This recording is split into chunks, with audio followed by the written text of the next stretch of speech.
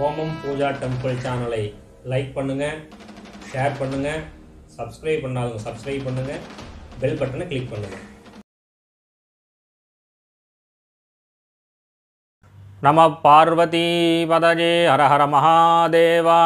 தென்னாருடைய சிவனே போற்றி, எந்நாட்டவர்க்கும் இறைவா போற்றி. எல்லாம் வல்ல உமையொருபாகனுடைய தனிப்பெருங்கருணையினாலும் லோகமாதா ராஜராஜேஸ்வரி அருளாலும் எனது குருநாதருடைய ஆசையாலும் ஹோமம் பூஜா டெம்பிள் நேயர்களுக்கு வணக்கங்களையும் வாழ்த்துக்களையும் தெரிவித்துக் கொண்டு இன்றைய தினம் நாம் சிந்திக்க இருப்பது கூடாரவள்ளி. மார்கழி மாதத்தில் 27ஆம் நாள் வரக்கூடியது.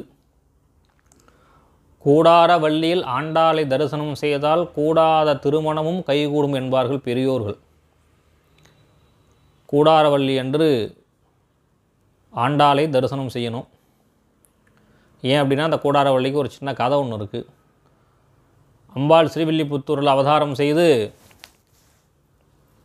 தனக்கும் ரங்கமன்னாருக்கும் திருமணம் நடந்தால் கள்ளழகர் சுவாமிக்கு அக்கார வடிசலும் வெண்ணையும் நைவேத்தியம் பண்ணுறதா அம்பாள் வேண்டிக்கிறா.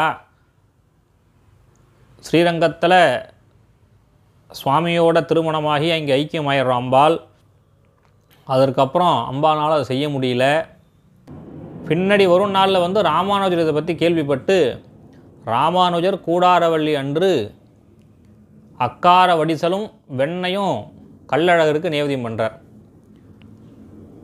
அப்படி அம்பாள் திருமணத்திற்காக அந்த திருவம்பாவை நோன்பு இருந்து அக்கார வடிசல்னால் சக்கரை பொங்கல், அந்த பாடல்லே வரும். அந்த சக்கரை பொங்கல் எப்படி இருக்கணும்னா கையில் எடுத்தாலே நிறைய நெய் முட்டி வழியாக ஒழுகணுமா. அதற்கு பேர் அக்கார வடிசல்னு பேர்.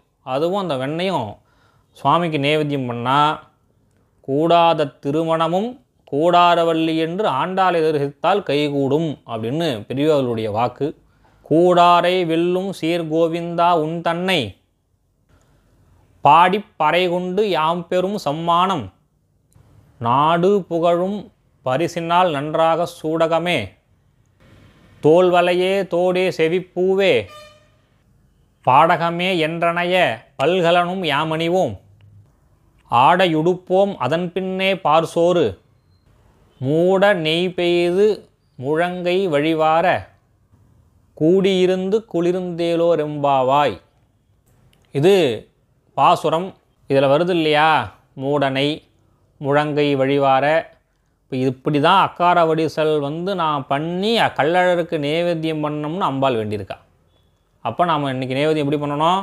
நம்ம தினந்தோறும் ஆற்றுல பண்ணுற மாதிரி ஒரு 50-100 நெய்லாம் வித்துறப்படாது. நீங்கள்லாம் நல்லா 1 கிலோ 1 கிலோ நெய்யை நிறைய வாங்கி அக்கார வடிசல் பண்ணி சுவாமிக்கு நைவேத்தியம் பண்ணுங்க. வெண்ணெயை வாங்கி சுவாமிக்கு நைவேத்தியம் பண்ணி, நான் மீண்டும் ஒரு முறை சொல்கிறேன், கூடாத திருமணம் கூடாரவள்ளி என்று ஆண்டாளை தரிசனம் செய்தால் கூடாத திருமணம் கூடி வரும்.